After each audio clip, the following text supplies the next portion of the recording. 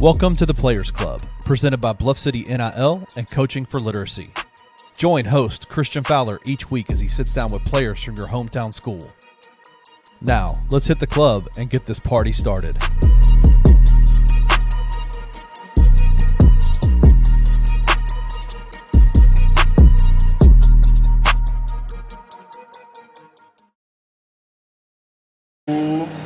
What's up, everybody, and welcome to the inaugural episode of the Players Club presented by Bluff City NIL and Coaching for Literacy. We're here at Let It Fly Sports Bar in Germantown. You guys are welcome to join us every week for the rest of the football season. So for our first episode, we got linebacker Bryce Edmondson, running back Jay Ducker, quarterback Tevin Carter, and offensive lineman Jonah Gambill. What's up, guys? How y'all doing? Yo, we live. All right, so we made it through no college football. We got to college football this weekend. Week 1, 56-14 win. Thoughts? What did y'all think about the win? Shouldn't have got 14 points. I know Coach Barnes ain't happy with it. Nah, that's us. Coach Barnes. That's what I'm saying. I know he ain't happy with it. We gave him points. Yeah, that was yeah.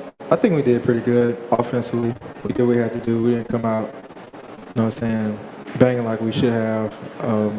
But we ended up handling the unexpected, as Coach Cramsey would say, and just did what we had to do in the second half and just took a lead and just blew them out. Yeah, it was a good mindset going into halftime, too. Like, everybody, I mean, obviously we were up by, like, 2 or 3 scores or whatever, but everybody in the locker room knew that we should have been doing a lot better than what we were, and I think we came out second half and we really, showed what type of offense we can be.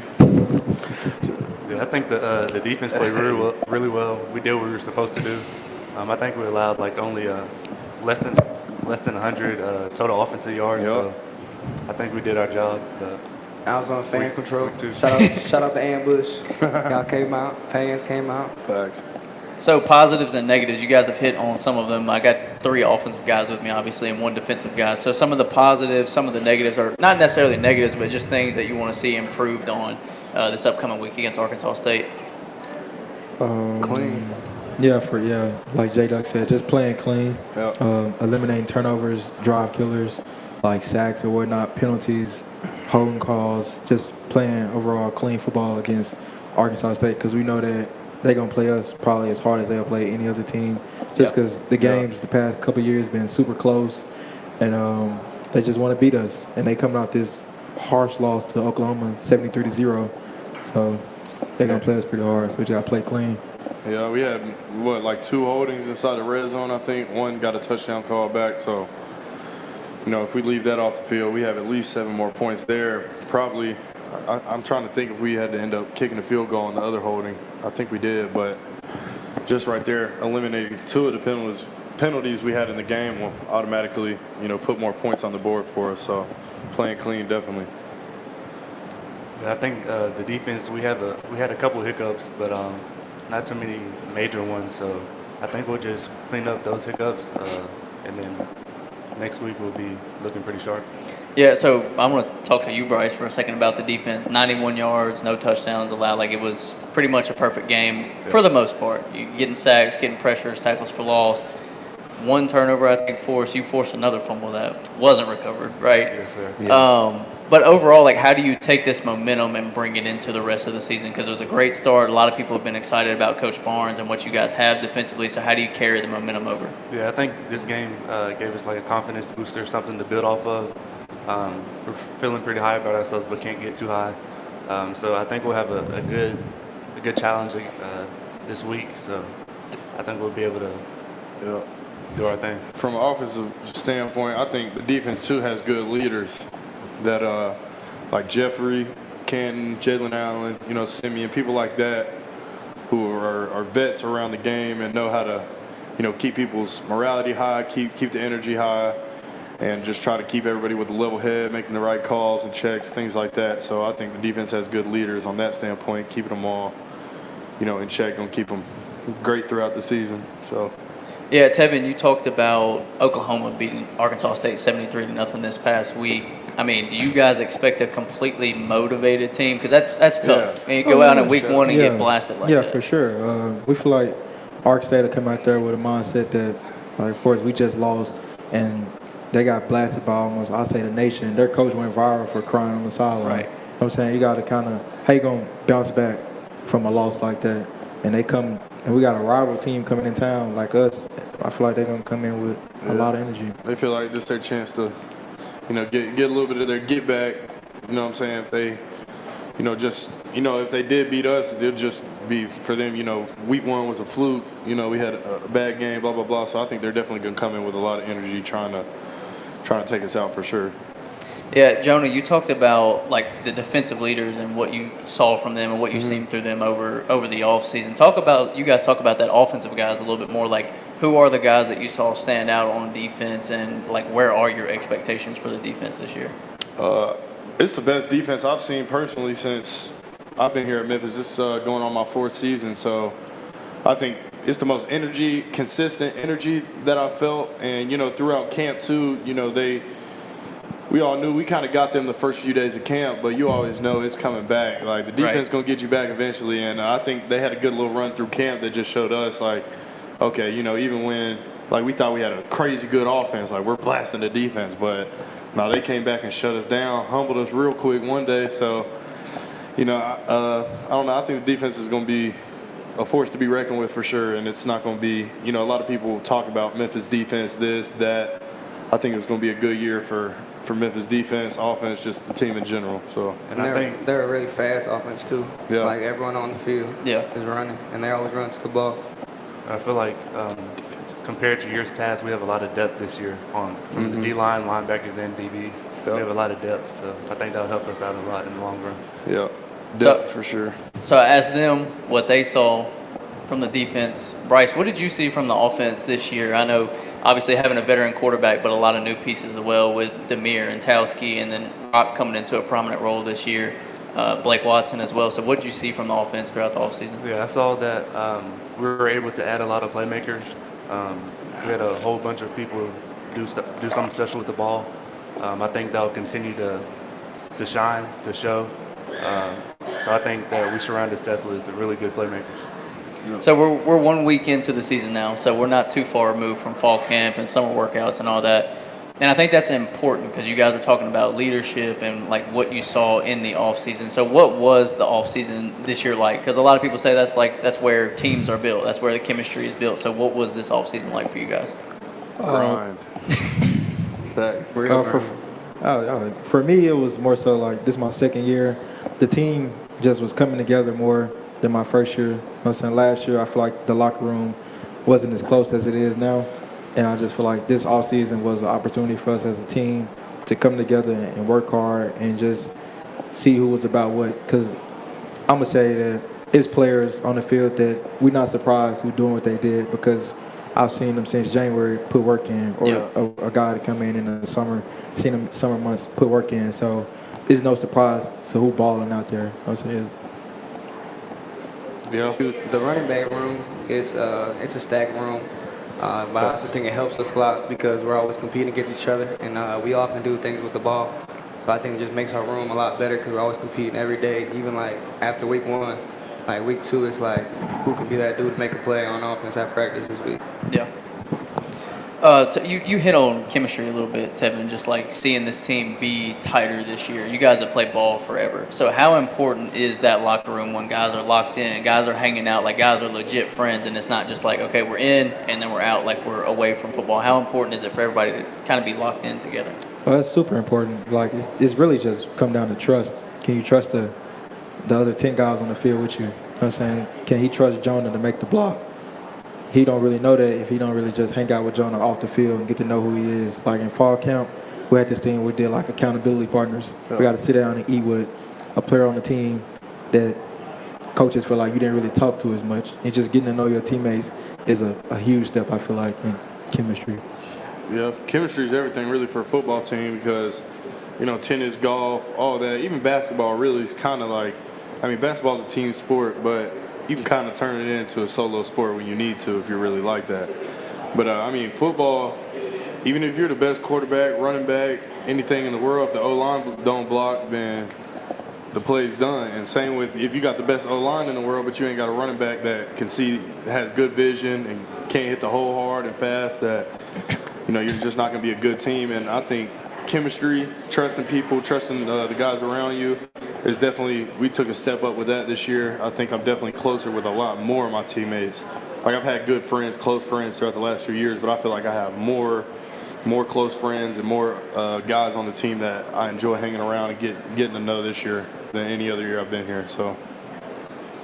Yeah, a lot of people, talk about expectations and stuff like that. And talking to some of the players before, like, I know you guys don't pay attention to what's going on outside. Like, it's all about what's in the building and what you guys see on a daily basis because no one else sees that. Yeah. So what are the expectations for this year? And it doesn't have to be something specific like, conference championship or whatever, but what are y'all's, I guess, individual expectations of yourself and then for the team as a whole? What do y'all see? Definitely conference championship. Yeah. That's on there? I mean, that has to be. Yeah. Like, if that's not your goal, then I don't know. But it's like more so, I say go 1-0 every week. Yep. Just do that. Just win the next game. You know what I'm saying? 24-hour rule. Play the next game. Win that game. Just keep going. Just go 1-0 each week. And that's just the goal. Play, like I said, play clean. And just do what you got to do. Do your job. Every week's a Super Bowl week, so you got to prepare. It's the last game of the season, the most important one of your life. If you ain't preparing like that every week, then you're not going to be successful. How does that change the mentality when you prepare like that? I know a lot of teams and talk to a lot of guys that prepare in different ways and have different mindsets. But when you do that as a team and it's like we got to go 1-0 every week, not worried about the next week or the next opponent, we're not overlooking anybody. How important is that to have, like you said, like the Super Bowl mentality every week? Yeah, I mean, it's very important because, college football, more or less, is really like a full-time job. And a lot of people, they'll look at it like a job that I have to go to, stuff like that. Like, dang, like, we got to practice at 7 a.m. this morning. Like, we got to get up, do all this. So I think when you start looking at it from a positive perspective and you just realize every day is a new opportunity to make yourself better and your team better, and you just start thinking about, what's the other team doing to out-prepare me? Like, what the D lineman I'm going against, what's he doing today? How much film of me is he watching compared to how much film of him I'm watching?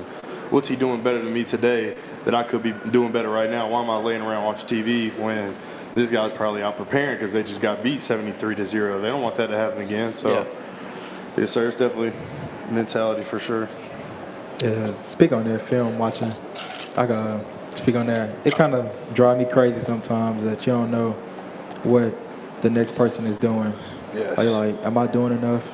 And that's kind of a crazy mindset to have, I feel like. Yeah. Because it just keep me going. Just I watched an hour of film. Maybe watched an hour and 2 minutes of film. Yeah. Let me try to get an hour and 15, and it just keeps stacking up film and just because you don't know. That's definitely my pet peeve is when I just did something 6 times and you're the guy behind me. You go in, first play, you mess it up. I'm like, what were you doing back there for 15 minutes while we were up here doing stuff? Like, I don't get how, I don't know. But that's one thing I think that also the team has got better on is people not, looking around, not doing nothing, paying attention. Locked in. Yeah, I feel like people are more locked in, definitely. So, that's another reason we have more depth this year. We have smarter players. Yeah, Jay and Bryce are talking about film over here, like, the mental aspect of it. I guess they're talking about getting the mental edge and like being more prepared. How much goes into that? Like, we don't see that. Like, fans don't see that. Media doesn't see like what happens behind the scenes. So how much goes into the mental side of it and the preparation, whether it's film or taking care of your body or whatever it is? It's a lot, obviously. It's a lot of mental, and I'll say the more mental you do, the easier it is on Saturdays. And it's just like you're watching the film while you're playing the game, so you kind of expect certain things, see certain tendencies that defenses have, and stuff like that. Yeah, I'll say a whole lot goes into it. Once you watch film, you obviously know what a certain player likes to do. You get tendencies, and you also learn how to beat that player. So I say a lot of film watching is essential. Like, you need to be watching film most of the time outside of football, but taking care of your body is important as well. If you're not available, then your ability is not really worth anything. So I think that. What you trying to say? He said what you trying to say. A lot goes into it outside the football field. So. Yeah. But I'll say about another thing. You definitely probably watch more film than you practice. Yeah, for sure.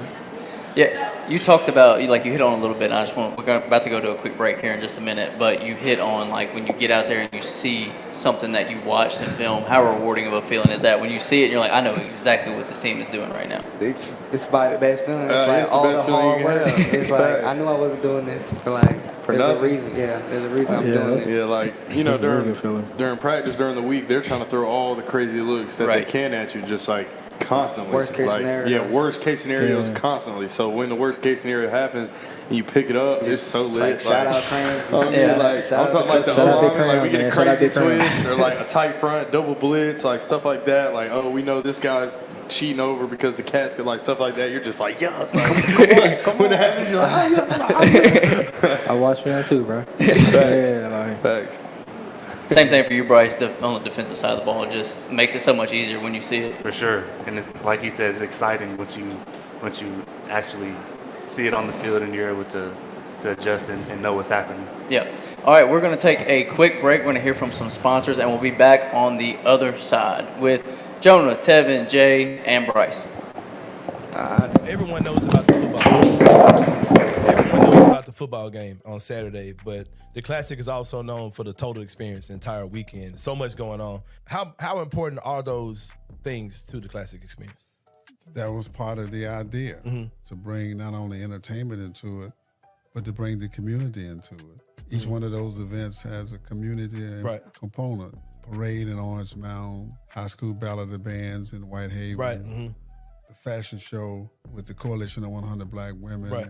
It's about the community, and that's what we always have done. So those things, none of those things have changed. We've had stabilizing events pushed and promoted by community organizations. And that's what we've done, and that's what we continue to do. And as long as there's a Classic, you always have that part of it. Tune in to The Anthony Sane Show, Wednesdays and Fridays at 12 p.m. weekly on the Bluff City Media YouTube channel.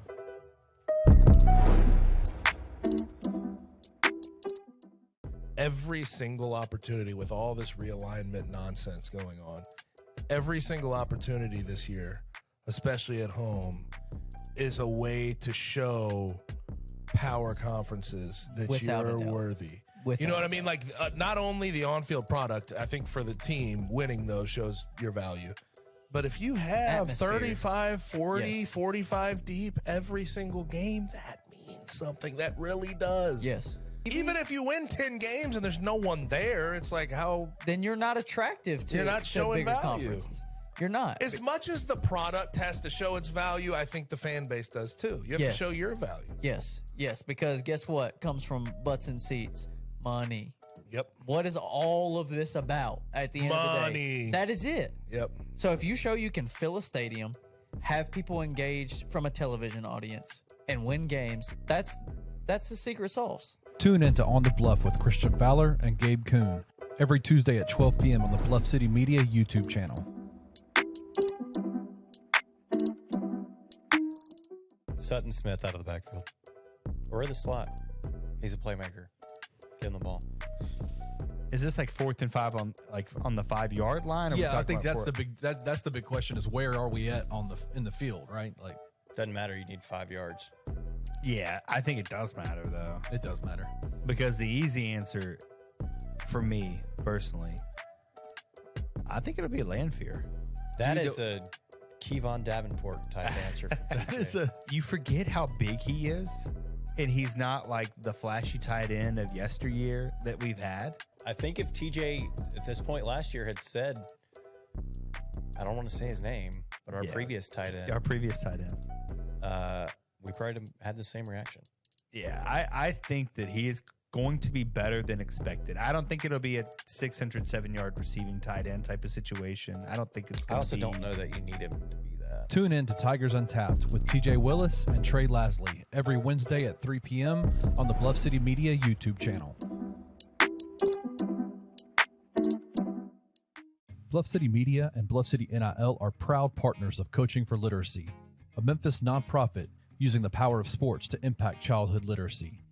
When you donate to Bluff City NIL through Coaching for Literacy, your gift is 100% tax deductible. This partnership is a win-win-win. Tiger student athletes win in the NIL landscape. Coaching for Literacy wins by engaging Tiger student athletes in this monumental cause. And most importantly, elementary students in Memphis receive support to become strong readers. To donate today, visit coachingforliteracy.org/bluff-city.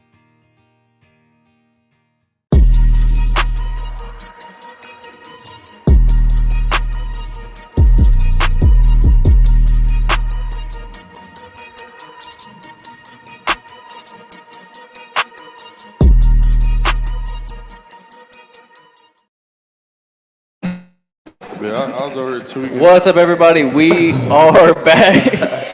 You missed the guys munching down on these appetizers for real. Shout out, let it go. But I want the fans to get to know everybody better. I'm gonna start with you, Jonah. Right. Just a little bit about your journey. How'd you get here? How'd you get to Memphis? I don't know. Nah, it was so in high school. I remember like my junior year, just thinking, you know, like, dang, like, am I about to start getting some offers? Like, what's happening? So I remember my first offer, Coastal Carolina came to watch me at practice, and they didn't know who I was, and they just said I practiced so well that they wanted to offer me. So that was my first offer. So I was like, oh, like, all right. And then what really stood out about Memphis and Coach Silverfield is because he was the O-line coach at the time, so he was my area in recruiting. That's when Coach Norvell was still head coach. That was 2019. So what I noticed about him is he really didn't offer me right away, which most coaches did. You know, it'd be like, hey, this is Coach blah, blah, blah from here. Like, we like what we see. We want to give you an offer. So I was like, okay. And then I had bigger offers at the time, like some Power 5. So when Coach Silverfield hit me up and, like, didn't offer me but kept hitting me up and talking to me, it kind of just threw me off, like, like, why hasn't this guy offered me? Like, is he not going to offer me? Is he just playing with me? But he really just wanted to get to know me first. And I think that's what went a long way with me is he texted me literally every day trying to get to know me, just trying to learn about my life, the type of person I am, and how I would fit into the program before he just threw me an offer. And once he did throw me an offer, I came and visited. And I was between like here in Louisville and South Florida, stuff like that. And Silverfield definitely won me over for sure because of the type of guy that he is. And so, yeah, that's how I got here today. Couple state championships too, right? you didn't mention that. I mean, yeah, we definitely. Trevor Lawrence was my quarterback, so you know he had a pretty good little quarterback over there. But yeah, some state championships definitely helped with recruiting. So. How many you had? 2. Tevin, you're the one local guy we got here. So how did you get here? Or how did you stay here? I got a long story. Let it go. So first I was homeschooled. I was taught there. I was homeschooled since probably like 7th grade. Just because I was a little bad, kind of. And I was kind of behind. And I like to have like one-on-one teaching to kind of help me out. But I could work in a classroom. It's just at that age of my life, I needed like some one-on-one help. So I ended up being homeschooled. If y'all want to look at my school, it's Peer Academy. And so in the 8th grade, I started my first varsity game. I started in the 8th grade. I was a quarterback. That was my first year playing quarterback. So like most kids, I haven't been playing quarterback long, probably 6-7 years. Some quarterbacks have played their whole life. And I had an O-lineman on my team, Chris Morris, who was like highly recruited. Everybody knew who Chris was. So he set the standards of how it was. He had schools coming in. And so the first school that came in was South Carolina. And they came in, they watched him. And like my coach was like, you need to be watching my 8th grade quarterback. Like he's the next big thing. And so they watched me throw a little bit, sling it around, watched a little bit of my tape. And they called, it probably wasn't even 20 minutes later, he had sent the tape to the head coach and he was like, offer. Like, so they offered me. And it came with like a big ordeal. Like they were saying like the first 8th grader in Memphis to get an offer from an SEC school, started off, whatnot. And then a couple days later, Tennessee called and they offered me. And then my third offer was Memphis. And it was Norvell, Coach Jones, Coach Silverfield, all them kind of known me since I was 14 years old. And years went on. I kept doing good. I played at Freedom Prep High School. And coaches then said that my level of competition wasn't high enough because one game I threw 9 touchdown passes. So that's OD. Little flex. It's OD to throw 9 touchdown passes in the game. And so the next year, they're like, you need to move up. So I said, okay. So me, Chris, my brother, we all kind of got together and we decided on Central. So Central was the thing. We did that in the spring, went to Central, played the spring, and TWSAA ended up calling after the spring, was like, you ineligible, you can't play in the state of Tennessee. So that was like tough because I done played in Central system for a whole spring, and I'm thinking going into a season, that's where I'm gonna be at. I had built a relationship with like plenty of guys on the team. And so we had to make this big move, had to find a school. I almost came to play at Georgia at, is it Valdosta? Valdosta State? Yeah, I was going to play in Georgia just because that's what thing was. Or IMG. I was going to try to go play IMG. And a school ended up hitting us up, West Memphis. They hit us up and was like, they looking for a quarterback and O-lineman, D-lineman. My brother was a D-lineman. But you got to move here. I had to move to West Memphis. Like, had to clear the house. It was crazy. So we ended up playing first game. I did okay. Second game rolled around. Turned my ACL. I tried to hurdle somebody. They clipped me, knocked my kneecap out of place. I'm done. Sophomore season, over. So I was like, okay. So our head coach at West Memphis the next year ended up leaving. He became the AD. And I didn't really want a new coach over there. So I said I was going to come back and try to play in the city. Kirby is where I would try to play at. So I tried to play at Kirby. Everything was going smooth. Coach Fly was a quarterback-friendly guy. I was probably going to have like 60 passing attempts a game, just air raid. COVID hit. Whole Shelby County can't play football. No public schools playing football. So the school I was at, Pierre, that's when my coach decided that he was going to make a football team because we never had a football team. It was only school for like us three, me, my brother, and Chris. And so we just schooled. And he said, I'm going to get a football team. So he took a lot of Shelby County kids' schools and just brought them to his school and said, I'm just going to help y'all for y'all senior year, play ball, get y'all some film, try to get y'all to college.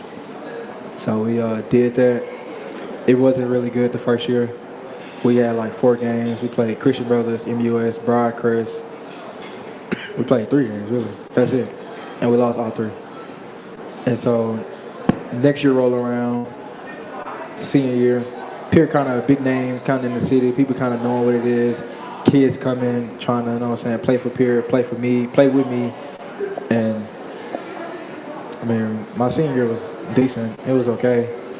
We didn't win much, but we didn't win much. But it was just like more so like an opportunity for like kids to play because a lot of my teammates was like reclassed. You know what I mean? Like all of them was either 12th grade, but had another like year to play high school ball, and that's what they did. Like me, I played 6 years of high school. Like I was tired of high school. I've been playing since I was in the 7th grade. I was tired of it. Yeah. And so then rode around. Then college recruitment, of course, was during this whole time was just picking up. It fell off my sophomore year. Got tore my ACL. So I went to all these different camps. It got picked back up. All these different schools started hitting me back up. And then I think senior year, I ended up going to Elite 11 and all this different type of fun stuff I did. And schools was still just trying to hit me up. But I was a late quarterback commit. A lot of Qs in my class committed super early, January, February, March. I didn't commit to August. So like a lot of the big schools was kind of like booked up. But they had like, I got a guy. But you, if he decommit, it's you. So I'm like, okay. So I ended up coming down. I had Tech, Ole Miss, and Memphis. And I was just like kind of torn because, of course, I want to play for Lane Kiffin. You know what I'm saying? He's quarterback friendly for real. But his name was in every job I seen, like USC. Maybe he'd take the Bama job. Maybe he'd take this job. So I was like, all right, if I go here, he's not going to be there. Yeah. You know what I'm saying? He's not going to be there with me. And then Tech was more so like a business decision, kind of like, all right, this the coaching staff third year. They're not looking too good. You know what I'm saying? After this year, they probably be fired. So this is not really gonna be a team for me. And I thought about Memphis. I'm like, this was NIL had first started playing a part, and I was like, man, Memphis won't be too bad for me. Coach Johns was pretty cool. He was an okay guy, but Coach Ramsey is a way better guy, in my opinion. And so when I found out that they hired Coach Ramsey, you know what I'm saying, I was hyped. I was like, this is my guy. And I ended up sticking with Crams, and like I said, the rest is history. Here we are. You gonna top that, Jay? Nah, I'm gonna make mine brief real quick then. Jay, you're the only transfer we got here. So I started at NIU, hit the transfer portal. It was kind of late because we just got done with the Cure Bowl. I ended up wanting to play a bowl game because you just never know if you're gonna get to a bowl game again. Yeah. So did the bowl game, came after that. So I had to do a couple of quick visits right after the bowl game. Got to Memphis, seen the facilities and just kind of the atmosphere of Memphis, the city Memphis. Kind of just fell in love with it, and then also just knowing the background of the running backs here is it's RBU still in the NFL right now. It's just everywhere. If you're a running back, you're kind of a fool not to come to Memphis if you get an opportunity. Yeah. And then I like the way the hospitality from the coaches I was getting. They loved me. So then actually the same day I visited, I ended up committing at the end of the visit. Wrapped it up then. Ready to get to work again. Got you, Bryce, Nashville guy. Yes, sir. I'm assuming Silverfield was your primary? Yes, sir. Yeah. So he was the O-line coach when I first started to talk to Memphis. It was going into my junior year of high school. I came to a camp, which is where I came to the mega camp with a whole bunch of college coaches, a lot of kids there, where I met Coach Silverfield. Like I said, he was the O-line coach at the time. September 1st, my junior year, when coaches can reach out to you or whatever. So I was hearing from Memphis and other schools at the time. And after the season, I was able to come to a game day visit, the SMU game, which was that was my visit. It was live. I was in the stands. It was packed. Yeah. College game day. So that was a fire. Yeah, that really stuck out to me. And then after the season, in January, February, I came on a visit. Coach Silverfield was the head coach now, and he offered me right as I was about to leave for my visit. Then COVID hit a couple months later. Memphis was one of the schools that I've been to a couple of times. Coach Silverfield and the staff were really good recruiters, genuine, and I just felt comfortable. My parents felt comfortable with me coming here, so that's how I ended up here. All right, guys, we got about 3 minutes left, so I want to talk about each of y'all's individual position groups. We'll start with Bryce since he just left it off. So the linebackers, really yourself, Chandler, Jeff, kind of the leaders of that unit. What do you think overall about this linebacker core for the season? I think we have a great linebacker core. We're smart, athletic, and move, physical. I think we all make each other better. And yeah. Jay, you got a lot of folks in that running back room. Yourself, Sutton, and Blake, who combined for 5 touchdowns over the weekend. Travion Hargrove, the list goes on and on. It's a very deep and talented backfield. What you think? Shoot, it's a fun time being with them. We're not really competitive with each other because we know that when we all get in, we got all the chance to score. And if we're competitive with each other to a certain standard, when we have practice, we all want to be that guy. And that's kind of who we always been though. So I mean, it's not really personal or nothing. We all love each other. We hang out outside of we have a really tight group, I would say, running backs. But like I said, it's kind of cool because we all kind of bring different things to the running back room, and then we all can kind of learn off each other. Yeah, how do you, before we get to Tevin real quick, how do you balance the competition of it with also being excited for each other when players are having good games? Because obviously everybody can't get the same amount of snaps or the same amount of reps, but when y'all are tight, like you're saying, you hang out outside of football. How do you balance the competitiveness and then being excited for each other when y'all all succeed? Because there's only one running back position, so I mean we can't all be in there. So when you see them going, you want them to eat. You want them to have a good time. Make sure they're doing what they want. And if you don't see something, you see something that they don't maybe see, you're gonna talk about it with them. Yeah. But I wouldn't. Yeah, it's not really. It's a different type of competitive because like I said, we're not deciding who's going to be in there. Like, Right. Because once we're in there, then it's like whoever's in, let's eat and let's win. Like at the end of the day, like I said, we don't really. Oh, I don't really have personal goals like that because I always want to say like the conference championship, and then whoever the coaches think is going to help at that like situation with like our different abilities, then I want them to put them in. Yep. Tevin, give us a lowdown on the quarterback room. We super tight. We always been a super tight group. Me and Seth that's probably my homeboy. He one of the closest people I'm closest to on the team, actually. Just I got to be around him every day. And he pushed me just like I pushed him. Just like he was watching some tape one day, and he was like, "Oh, that was a good ball." I was like, "Nah, it could have been better." You know what I'm saying? That's how I'm gonna coach you hard. Or I throw a ball in practice, and he'd be like, "Nah, that ain't you." You know what I'm saying? We just kind of help each other. And like Kay, Cunningham, Harris, all of us, we just kind of feed off each other, and we be excited for each other. Just like Doug said, it's only really one quarterback who could be in the game unless you Jim Harbaugh and play two Qs. You know what I'm saying? Well, we don't do that. So you got to know your role on the team. You know what I'm saying? What are you? Like they always tell me like, oh, you a shoestring, you a chin strap away. So of course we all want to win. So Seth gonna always try to make sure I'm prepared enough to go in the game and make sure the team still win. You know what I'm saying? That the show still go on. And I'm going to do the same thing for the guy in front of me. And that's just how it's going to go. Yeah. Jonah, a lot of eyes on the offensive line room, a lot of new faces in there as well. Break it down for us. I love them. You love it? I love them. Facts. That's a good thing, though, about the whole offense, not just the O-line, is I feel like we're all boys this year. Like for real, like running backs coming in for meetings every now and then, us joking around, seeing different things, seeing what they look for on film. But O-line room as a whole, I'm excited. We got McConnell Pounders, left tackle, who, he really should have played a lot more than he did last year, but, he's grown up a lot since then, and he's made tremendous strides. He's just phenomenally talented and naturally gifted. Me at left guard with him, I feel comfortable with him at tackle just because of how good of a player he is, and then us just communicating every play. We have a good relationship, talking things out.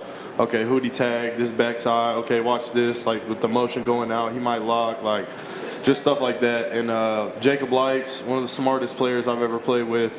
Identifies everything for us the whole game. He'll change stuff. He'll see stuff coming. If we see something coming, we can tell him. He'll be like, okay, yeah, you're right. Actually, check this. He's brilliant, a brilliant football player, and a good center, good leader as well. Jevyon Carter, right guard, he's a fool. That's my dog, though. He's definitely one of the funniest people I've ever met, but also one of the best football players I've ever met. And he's undersized for sure, so a lot of people, think, oh, like, look at little bro, like we're about to get off on him, like stuff like that. But he's actually clamps, like, and he's stronger. Like he's probably the strongest person on the team as well. So he's moving stuff, he's clamping stuff. Davyon's just all around great player, and he's way smarter than you would think he is. Just like the way he talks, he talks so much, you never know what's serious with Davo. But he's one of the smartest players I've ever been around. Watches more film. Like it's crazy. I'll be like, I thought I watched a good amount of film, but seeing him, he's right in from practice. He ain't even showering, getting up, nothing. Film's already up. He's watching it. So I'm like, all right, whatever. I'll watch it with him. Like, but what y'all laughing about, bro? I don't know about the not shower. That's what I was going to say. You said straight, no shower. He do be showering, but it's just like when he comes in from practice, like he's gonna watch the film before he does anything. He'll sit in the locker, full gear, watching film. But he's definitely one of the smartest. And then right tackle. Scooter, Xavier Hill, coming from LSU, great guy to be around, just friendly, funny, good player. He's big, he can move, athletic, strong. He's a real good right tackle. And then Terrence McLean as well for right tackle. With them two, they've been battling out. Terrence is a dog. His arms are ginormous. Like, he's insanely strong. He's athletic, and, they're still battling it out. But I think we have good depth, and we have good relationships and good personality. And our coach this year as well, we had a coaching change with Coach Myers, and I think it's been beneficial for us. Just I don't know. I feel like we're going to run the ball a lot this season. We're going to run it well and get back to RVU like it was in the past, putting backs in the league. If we can have 2, 3, 1,000-yard backs, that would be we get the backs out into the league, and like we were saying, if you mess around and get the back 2-3 backs with 1,000 yards, you'll mess around and get yourself out of there too. You know what I'm saying? Yeah. Because they're gonna be like, well, it's starting from somewhere, so where's that at? Okay, let's look up front. Yeah. And I mean, we definitely have some dogs there, so I'm definitely excited about this season with us for sure. All right, guys, we're going to take one more quick break. We're going to hear from some sponsors, and on the other side, we'll wrap it up and get these guys out of here. Word. Bluff City Media and Bluff City NIL are proud partners of Coaching for Literacy, a Memphis nonprofit using the power of sports to impact childhood literacy. When you donate to Bluff City NIL through Coaching for Literacy, your gift is 100% tax deductible. This partnership is a win-win-win. Tiger student athletes win in the NIL landscape. Coaching for Literacy wins by engaging Tiger student athletes in this monumental cause. And most importantly, elementary students in Memphis receive support to become strong readers. To donate today, visit coachingforliteracy.org/bluff-city. On offense, I'll say Blake Humsky. I think that his ability to be the slot guy, because I think the outside guys are going to kind of open up a little bit more for him on the inside. Plus, we've seen him do some serious work already at Toledo. I'm going Sutton. We've heard a lot about him. Seen him in a lot of the clips they're posting, just his shiftiness, his ability to make plays, make people miss, change of direction, how they're going to use him in multiple areas. Handing off in the backfield, receiving, putting him in the slot potentially, giving him the opportunity to return kicks. I think he's the X factor. Simeon seems like the easiest possible he's a answer. coach on the field. Yeah, Simeon seems like the easiest answer there. No, I think it's going to be Simeon Blair, but I think it will be in tackles. I obviously don't want your safety to lead the team in tackles. That is a superlative. Don't start talking about that yet. Tune in to Tigers Untapped with TJ Willis and Trey Lasley every Wednesday at 3 p.m. on the Bluff City Media YouTube channel. We starting the campaign, man. We got to give my boy an all-star weekend, too, man. BLJ, all-star. Let's make it happen. 2024, 2025, 2026. We're going to keep that party rolling. And then we going to smile and wave. Smile and wave. You want to know where I really want to be at? Where? Man, NBA 2K. Oh, yeah. Let's throw it out there in the atmosphere. Man. NBA You know what? 2K. I know someone that can make that happen. Peter Edmondson, who I used to do my radio show with. Okay. He's in NBA 2K. For real? Yeah, and he can make that happen, bro. Man. Like when you play the game, Peter's Twitter pops up. Like it's one of the people who's tweeting about my career player. Are you serious? Yeah, he can make that happen, bro. Man, I just want to be on my NBA 2K when you come on. Like, yo, it's your best hype man, BLJ. It's time for NBA 2K. We had yesterday's game. You see the lineup right here. Yeah. Let's see how you playing today. Let's make some. See? Come on, 2K. Yeah, there it is, man. I love it, bro. I love it for sure. Tune in to The Anthony Sane Show Wednesdays and Fridays at 12 p.m. weekly on the Bluff City Media YouTube channel.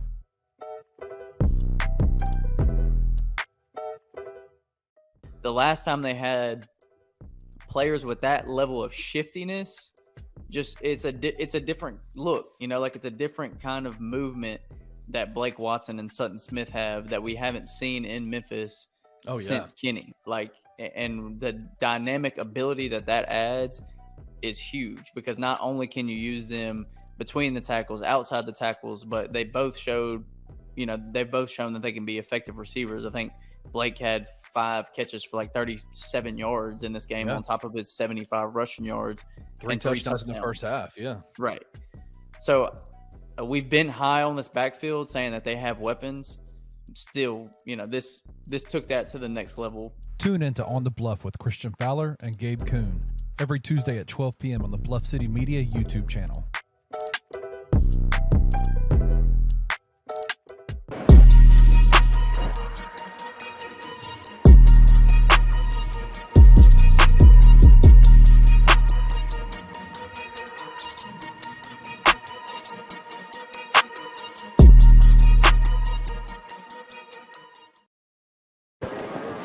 All right, guys, we are back. We're going to wrap this up real quick. First off, I just want to thank all the guys here with me, Jonah, Tevin, Jay, Bryce. I appreciate it. You guys have been awesome. I want to thank Let It Fly for having us out, for giving us great food. Like I said, you guys are welcome to join us the rest of the year, every single Tuesday, 7 o'clock. I want to thank everyone that came out tonight to check it out and hear from the guys. Also want to shout out Bluff City NIL and Coaching for Literacy for making this possible. So we appreciate it, and we'll see you back here next week.